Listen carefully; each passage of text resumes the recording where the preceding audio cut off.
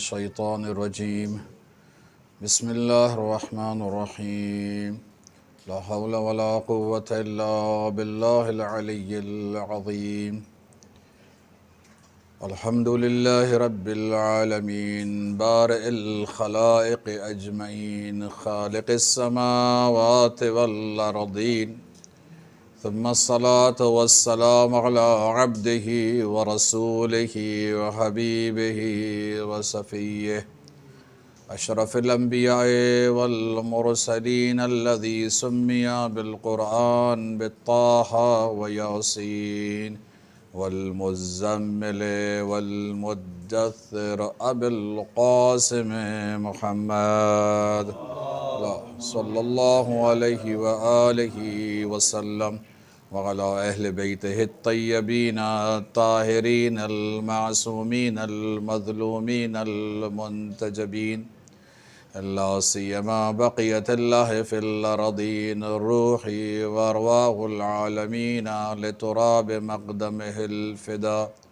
ولعنة الدائم الأبدي على أعدائهم أجمعين من الآن إلى قيام يوم الدين أما بعد فقد قال الله تبارك وتعالى في كتاب الحكيم وقرآن المجيد وهو أصدق القائلين وقوله الحق أعوذ بالله من الشيطان الرجيم بسم الله الرحمن الرحيم يا أيها الذين آمنوا إن تنصروا الله ينصركم ويثبت أقدامكم صدق الله العلي العظيم صلوات صل على محمد وآل محمد عجل پروردگار الہی کا بہت ہی شکر ہے اس کی تمام نعمتوں کا، بالخصوص پروردگار الہی نے جو بنی نوع انسان کی ہدایت کے لیے انبیاء اور ائمہ کے سلسلے کو جاری اور ساری رکھا۔ اہل بیت علیہ السلام وہ کشتی نجات ہے کہ جس کے لیے رسول اللہ نے فرمایا کہ مثل اہل بیتی، کہ میرے اہل بیت کی مثال جو ہے کشتی نوح کی مانند ہے، کہ جو اس کشتی میں سوار ہو گیا وہ نجات پائے گا، اور جس نے اس کشتی کو چھوڑ دیا وہ ہلاک ہو جائے گا۔ کشتی میں سوار ہونے کا مقصد یہ ہے کہ انسان مکمل طور سے قرآن اور اہل بیت کو سمجھے، اس کی معرفت حاصل کرے اور ان کی اطاعت کرے۔ اطیعوا اللہ و اطیعوا الرسول و اولی الامر منکم۔ یہ بعض عادات جو ہمارے درمیان موجود ہوتی ہیں، ہم سب میں کم و بیش اس طرح کی چیزیں ہمیں نظر آتی ہیں کہ یؤمنون بالبعض و یکفرون بالبعض۔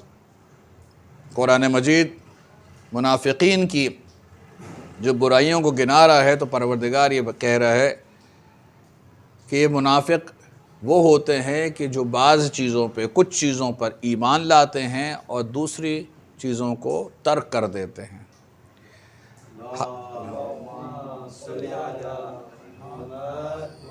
ہماری بھی ان زندگیوں کے اندر اگر ہم دیکھیں تو ہمیں اس بات کو نظر آتا ہے کہ ہم بھی جو چیز ہمیں آسان لگتی ہے ہم اس چیز کو فوراً قبول کر لیتے ہیں، اور جو چیز مشکل لگتی ہے اسے کوئی نہ کوئی ہیلا بہانہ کر کے اسے ترک کر دیتے ہیں، چاہے وہ قرآن کے احکامات ہوں یا اہل بیت علیہ السلام کے ہوں۔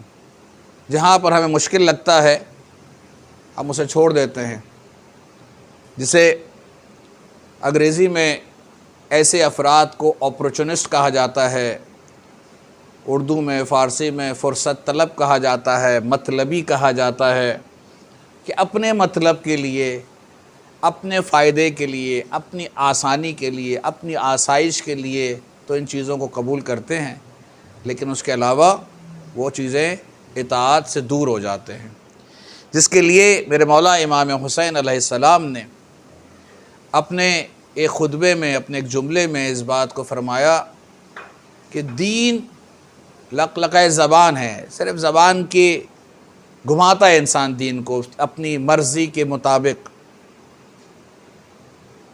اور عمل کے وقت وہ پیچھے ہٹ جاتا ہے۔ جب حقیقت میں دینداروں کو دیکھنا ہوتا ہے تو حقیقی دیندار بہت کم ہوتے ہیں۔ قل الدیانون، کہ یہ جو دیندار ہیں وہ قلیل ہیں، کم ہیں۔ اس کی ایک بہت بڑی وجہ ہمارے ایمان کی کمزوری ہے۔ جو ایمان کی کمزوری ہوتی ہے یہ کیوں پیدا ہوتی ہے؟ یہ ایمان قوی کیسے ہوتا ہے؟ یہ ایمان کمزور کیسے ہوتا ہے؟ اس کی ایک بہت بڑی وجہ ایمان کی جو کمزوری کی ہے وہ علم اور معرفت کا نہ ہونا۔ جب انسان کے پاس علم نہیں ہوتا ہے، پروردگار کی شناخت نہیں ہوتی ہے، قرآن کی شناخت نہیں ہوتی ہے، تو پھر بھروسہ پروردگار پر نہیں کر پاتا، توکل نہیں کر پاتا۔ یعنی انسان یہ ڈرتا ہے کہ یہ میرا کام نہیں ہو پائے گا، اپنے آپ کو وہ کمزور، اپنے آپ کو ڈرپوک، بزدل وہ اس بارے میں سمجھتا ہے، کیونکہ پروردگار پہ توکل نہیں ہے۔ کیوں نہیں ہے توکل؟ کیونکہ علم اور معرفت کی کمی ہے، تو اس کی یقین میں کمی آ جاتی ہے۔ اور اسی وجہ سے چاہے رزق حاصل کرنے کا ہو، ہم اپنے علم، اپنی صلاحیت، اپنے زور و بازو، یا اپنے والدین، بہن بھائی، رشتہ دار کی یہ ان کے سپورٹ سے چیزیں ہوں گی، نہیں۔ انسان ان سب سے مشورہ لے، لیکن اصل توکل کہ پروردگار کسی نہ کسی کو اپنا وسیلہ ضرور بنائے گا۔ پروردگار کسی کو وسیلہ بنائے گا، کبھی وہ باپ وسیلہ ہوتا ہے، کبھی ماں ہوتی ہے، کبھی بھائی ہے، کبھی بہن ہے، کبھی کوئی دوست ہے، کبھی کوئی رشتہ دار ہے، کبھی کوئی اجنبی ہے، اور کبھی کوئی ظاہری طور پر نہیں ہوتا ہے۔ انسان خود بہت سی چیزوں کو ایک مشکل طریقے سے سیکھتا ہے اور آگے بڑھتا ہے، لیکن رزق کا وعدہ پروردگار نے کہا ہے، اور پروردگار تو اس کیڑے کو بھی رزق دیتا ہے جو کہ پتھر کے اندر رہتا ہے، پروردگار اس کو بھی رزق پہنچاتا ہے۔ تو پروردگار نے رزق کا وعدہ ہمیں کیا ہے۔ ممکن ہے کہ جس جگہ میں کوشش کر رہا ہوں وہاں سے رزق نہ ملے۔ یہ دعا کے اندر ہے جو تعقیبات نماز پہ پڑھتے ہیں کہ پروردگار ہمیں اس جگہ سے محفوظ رکھ کہ جہاں پر تو نے ہمارا رزق نہیں رکھا ہے، کہ ہم وہاں کوششیں کرتے رہے، محنت کرتے ہیں، پتہ چلا ہمارا رزق نہیں تھا۔ ہماری رہنمائی فرما اس جگہ پر کہ وہاں محنت کریں، اس راستے پر محنت کریں کہ جہاں پر تو نے ہمارا رزق رکھا ہے۔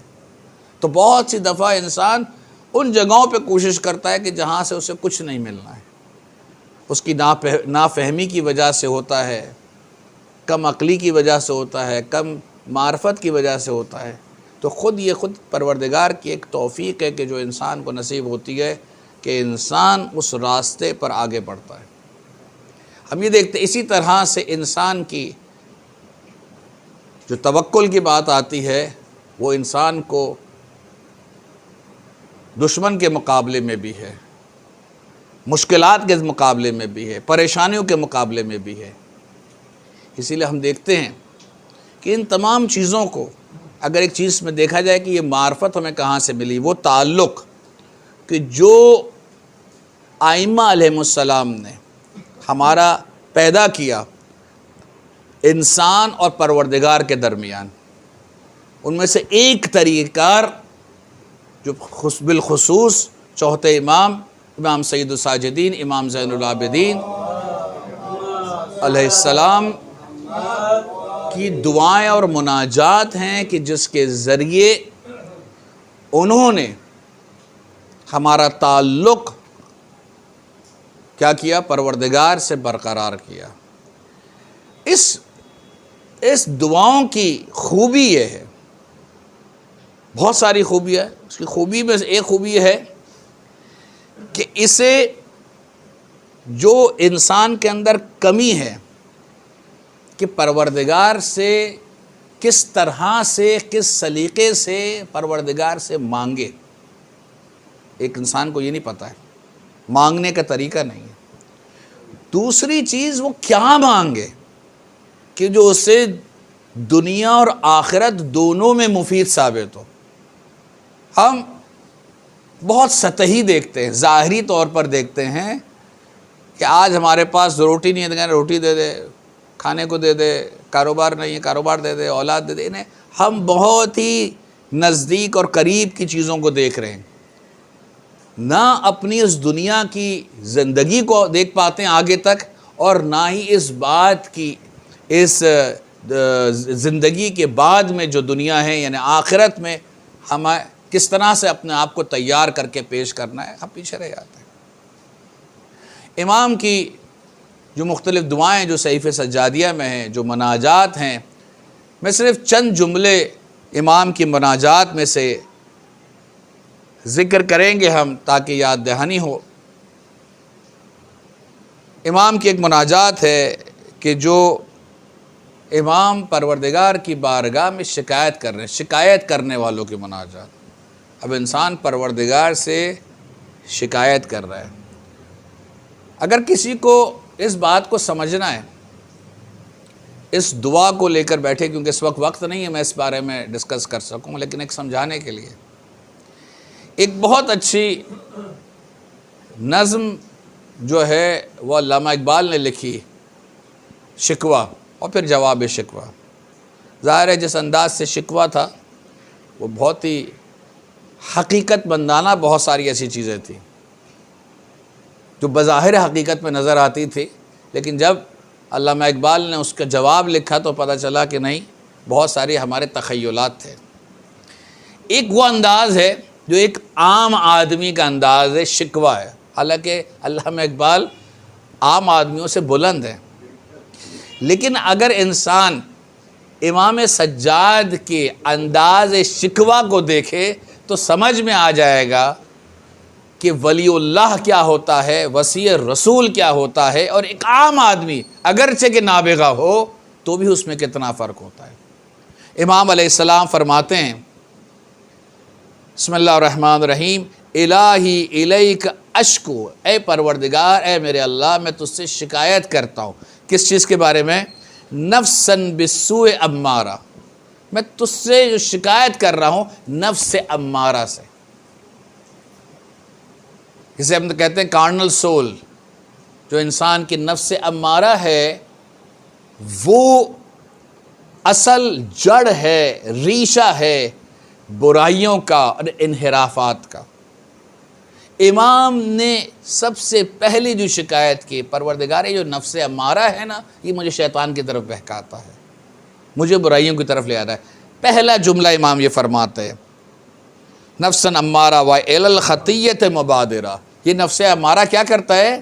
مجھے برائیوں کی طرف تیزی سے لے جاتا ہے۔ انسان برائی کی طرف اٹریکٹ جلدی ہوتا ہے، نیکیوں کی طرف دیر اور سستی سے جاتا ہے، جبکہ پروردگار نے کیا فرمایا ہے؟ یسارعون بالخیرات، نیکیوں کی طرف دوڑ کے جاؤ، تیزی سے جاؤ۔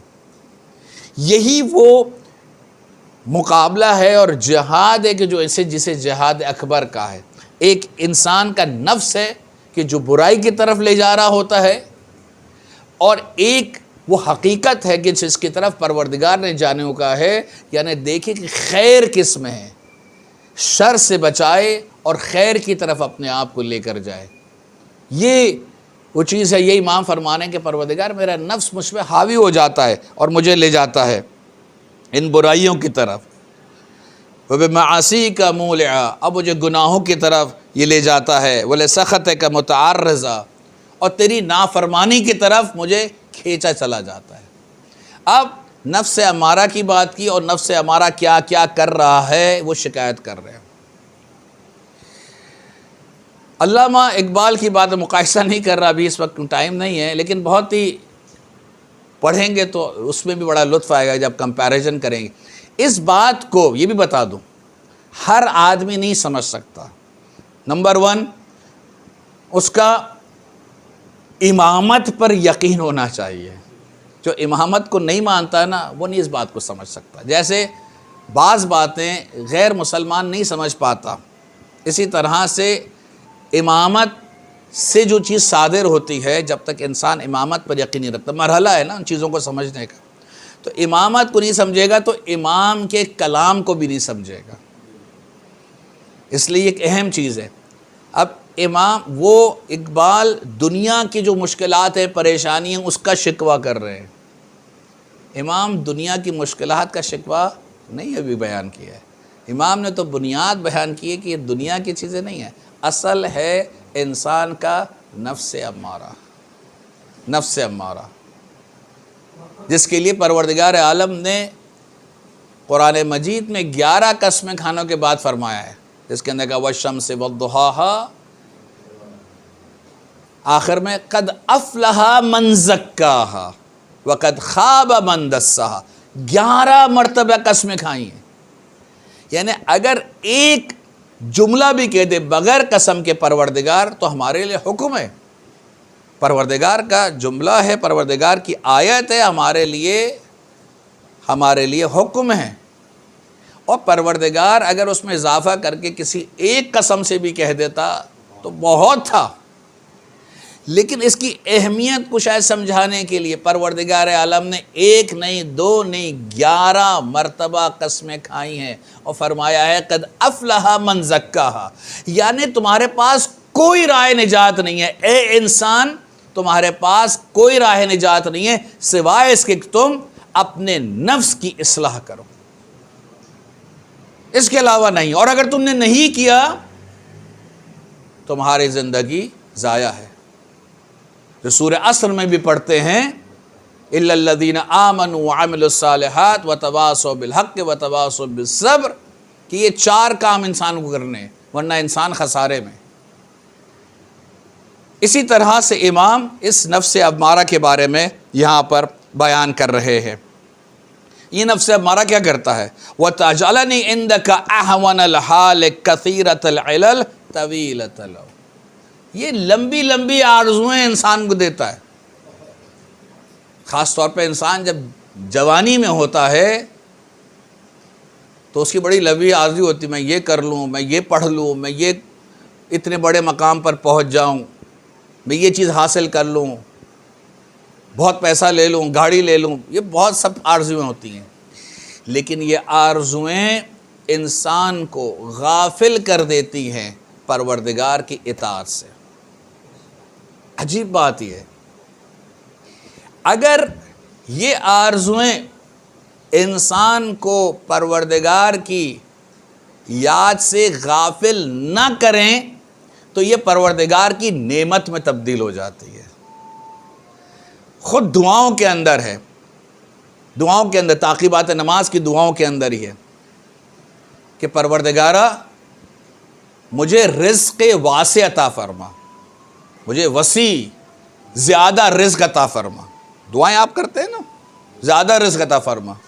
کیوں نہیں کہا کہ مختصر مجھے دے دیا جائے؟ ایک طرف کہا جا رہا ہے کہ مختصر رزق میں قناعت کرو اور صبر و برداشت کرو، لیکن جب دعا مانگنے کے لیے ائمہ کہہ رہے ہیں تو کہہ رہے ہیں زیادہ رزق مانگو. یعنی انسان کو بتا رہے ہیں کہ اگر کم رزق ہو تو اس میں صبر و برداشت کرو، واویلا نہ کرو، شکایت نہ کرو. اور اگر انسان کو زیادہ رزق ملتا ہے، جو انسان کو اللہ کی یاد سے، اللہ کی اطاعت سے دور نہ کرے تو یہ نعمت ہو جاتا ہے. بیت واسع، بڑا گھر، خود گھر والوں کے لیے، بچوں کے لیے ایک نعمت ہے. اچھی سواری، یہ سب نعمت الہی میں سے، لیکن یہ اس وقت نعمت الہی میں سے ہے کہ جب انسان گمراہ نہ ہو جائے. زیادہ تر انسان یہ ہوتا ہے کہ اس مادیات میں غرق ہو جاتا ہے اور انسان اللہ کی اطاعت سے دور ہو جاتا ہے. یعنی کیا مقصد اطاعت سے دور ہو جاتا ہے؟ پھر وہ اس بات کو نہیں دیکھتا کہ حرام کیا حلال کیا ہے. وہ کہتا ہے ٹھیک ہے جیسے آتا ہے آنے دو، میں 4 لوگوں کی مدد کر دوں گا، اس کی اسکول کی فیس دے دوں گا، میں خمس دے دوں گا، میں صدقہ دے دوں گا. وہ واقعہ عبرت ہے اپنی جگہ، اور کئی دفعہ اس کو بیان بھی کیا، اور بھی علماء نے اس کو بیان کیا ہوگا کہ وہ ایک شخص جو ہے بازار سے جاتا ہے اور چھٹے امام جعفر صادق علیہ السلام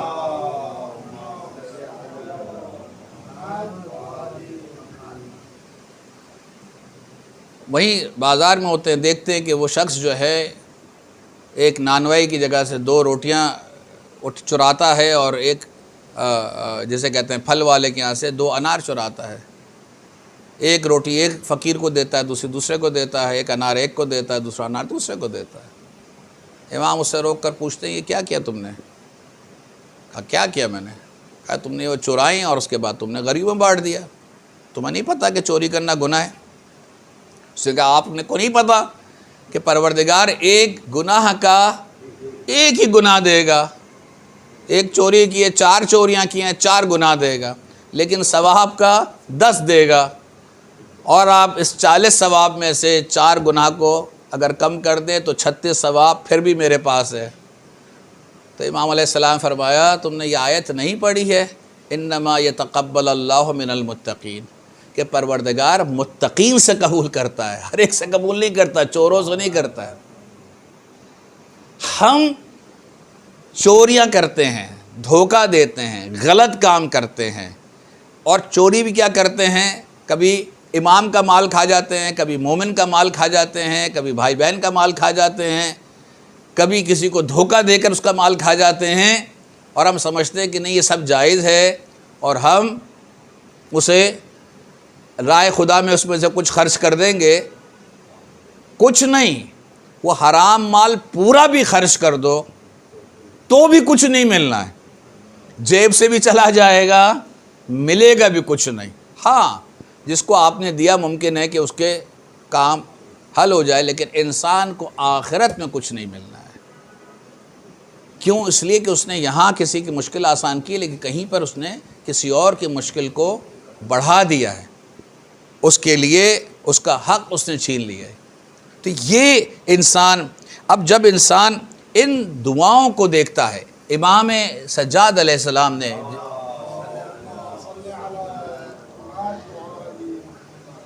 چوتھے امام نے اپنی دعاؤں اور مناجات کے ذریعے، یہ صرف 2-3 جملے میں نے آپ کے سامنے بیان کیے ہیں۔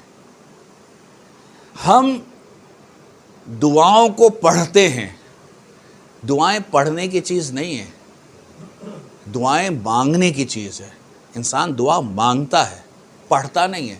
ہم پڑھ رہے ہوتے ہیں، دعائے کمیل پڑھنے گئے تھے، دعا مانگنے نہیں گئے تھے، ہم کہتے ہیں دعائے کمیل پڑھنے گئے تھے۔ یہ ایک عام رواج ہو گیا، مجھ سے آپ سے سب سے پوچھیں گے، ہم یہ کہیں گے کہ کہاں گئے تھے؟ دعائے کمیل پڑھنے گیا تھا۔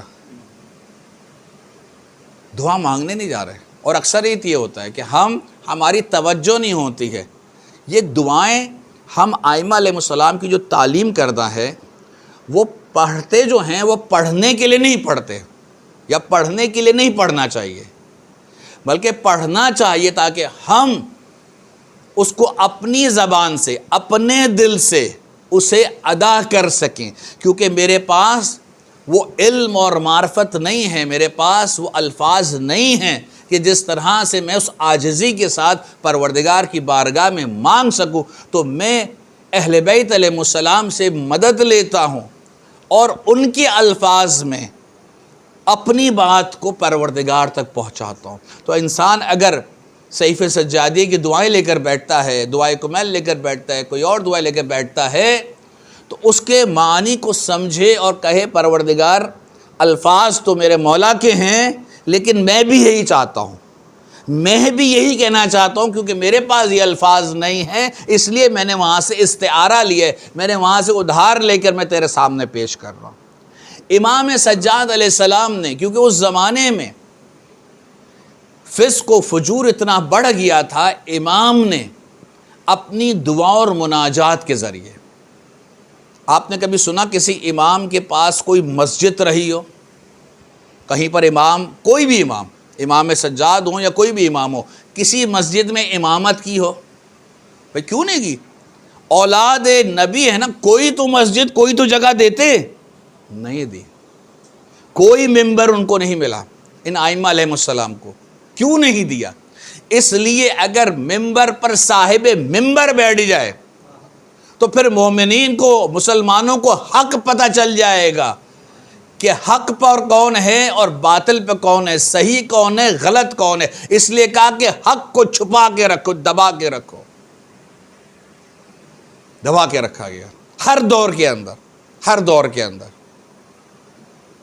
جو بھی بادشاہت تھی بنو امیہ و بنی عباس کی،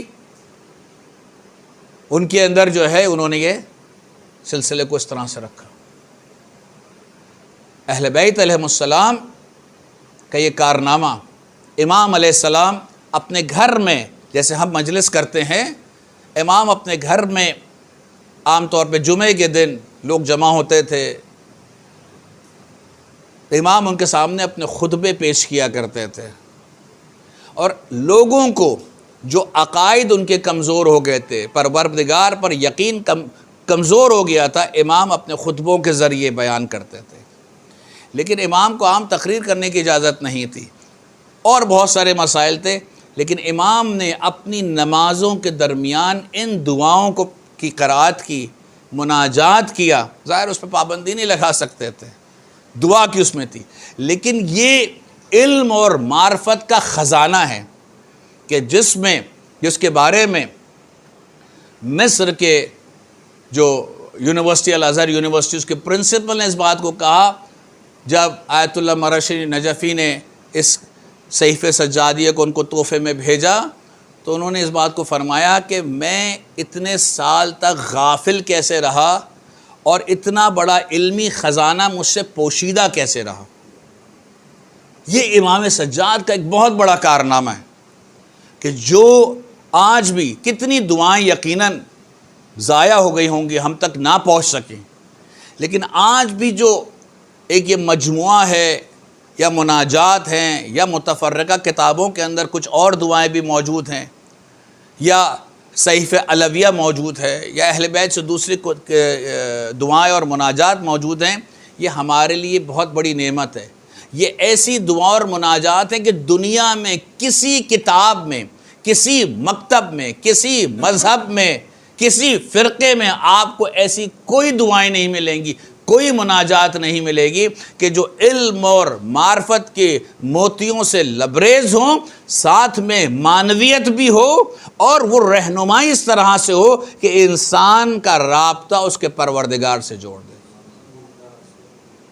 یہ امام کا، لیکن یہی وہ امام تھا کہ جس نے اپنی زندگی مشکلات میں گزاری. کون سی زندگی مشکلات میں گزاری؟ عصر عاشور سے لے کر عصر عاشور سے جو ان کی امامت کا وقت شروع ہوا ہے. اللہ اکبر. جب جناب زینب کبریٰ نے آ کر اپنے بھتیجے کا کاندھا ہلایا اور کہا سجاد بیٹا اٹھو کہ قیامت برپا ہو گئی، کہا پھپھی اماں ذرا خیمے کا پردہ تو ہٹائیے گا. جب آسمان کا رنگ سرخ دیکھا اور آندھیوں کو چلتے ہوئے دیکھا تو میرے مولا نے فرمایا ان للہ و انا الیہ راجعون. اللہ اکبر. یہ میرے مولا تھے، یہ میرے مولا تھے. اللہ اکبر. میں کہوں میں تمام ائمہ کو سلام کرتا ہوں، لیکن یہ سید الساجدین کا حوصلہ ہے، یہ سید الساجدین کا حوصلہ ہے. کیسا حوصلہ ہے. ہاں، ایک طرف تو عمر اپنے ساتھ نے اپنے لشکر میں ہلاک ہونے والے کے جنازوں کو جمع کیا، ان کے اوپر نماز پڑھی، انہیں دفن کیا گیا. ہاں، یہاں پر بھی امید ہو چکی ہوگی، جناب زینب کو امید ہو گئی ہوگی، جناب سجاد کو امید ہوئی ہوگی کہ اب ان جنازوں کو بھی بالآخر کچھ ہو یا نہ ہو، امام حسین نبی کے نواسے تو ہے، تو اتنی تو عزت اور احترام کریں گے کہ ان پر نماز پڑھی جائے گی، انہیں دفن کیا جائے جائے گا۔ ہاں ان شہداء کے جنازوں کو بھی جمع کیا گیا، لیکن نماز ادا کرنے کے لیے نہیں، بلکہ حکم دیا گیا کہ 10 گھڑ سوار تیار ہو، گھوڑوں کی نالیں تبدیل کی گئی۔ اللہ اکبر۔ ارے مشرق کے گھوڑے مغرب کی طرف، مغرب کے گھوڑے مشرق کی طرف، ارے یہ لاشیں پامال ہو گئے۔ یہ بیمار کربلا، یہ اسیر کربلا، جب 11 محرم کو یہ قافلہ جب آگے بڑھا تو عمر ابن سعد نے کیا کیا کہ اس قافلے کو، اس لٹے ہوئے قافلے کو، ان بیواؤں اور یتیموں کے قافلے کو ان لاشوں کے درمیان سے لے کر گئے۔ جب زید الساجدین اپنے بابا کے بے سر اور پامال لاشے کے پاس گزرے تو گھٹنیوں کے بل بیٹھ گئے۔ جناب زینب نے دیکھا، ارے رنگ سفید ہے، سفید ہو گیا ہے، روح نزدیک ہے کہ پرواز کر جائے۔ اپنے آپ کو اٹھنی سے نیچے گرایا، کہا بیٹا سجاد اپنے آپ کو سنبھالو۔